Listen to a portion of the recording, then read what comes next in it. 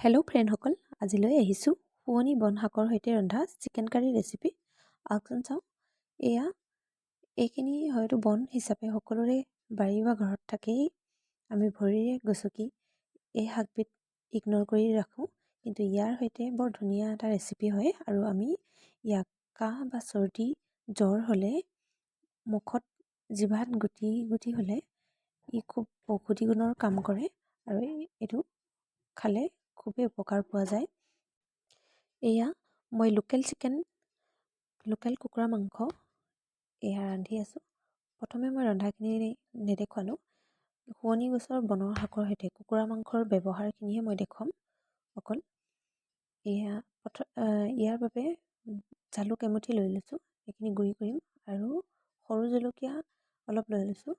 বেছি পালেও বেছিয়ে ভাল, অলপ জ্বলা হ'লে আৰু ভাল। আৰু এইখিনি মিহি মিহিকৈ কাটি শুৱনি বনখিনি আমি ভাজি লোৱা মাংসখিনিত দি লৈছোঁ। শুৱনি বন শাকৰ ব্যৱহাৰৰ বিষয়ে হয়তো বহুতেই জানেই, কিন্তু মাংসৰ সৈতে ইয়াক ব্যৱহাৰ কৰি খোৱা ৰেচিপিটো হয়তো বহুতেই নাজানে। বাবে মই ৰেচিপিটো উপকাৰ হোৱাকৈ তৈয়াৰ কৰিছোঁ। আশা কৰোঁ আপোনালোকে ভাল পাব ৰেচিপিটো চাই। এইখিনি ভাজি লৈছোঁ।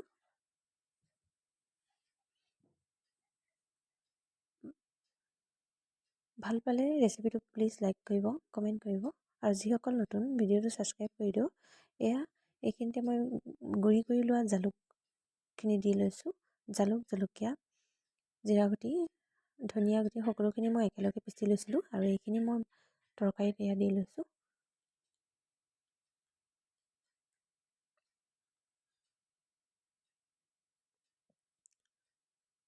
বন শাকখিনি একেবাৰে নাইকিয়া হৈ গৈছে, আৰু এইখিনি মাংসখিনি ডুব যোৱাকৈ মই পানী দি লৈছোঁ, আৰু খুব ভালকৈ এইখিনি উতলাম, প্ৰায় এঘণ্টামান উতলাম।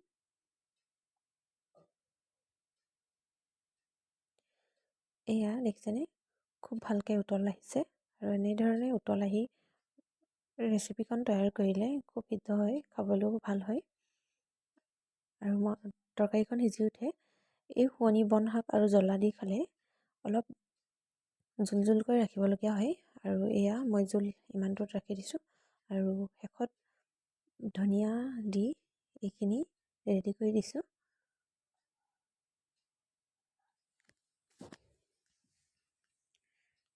হৈ গ'ল ৰেচিপি।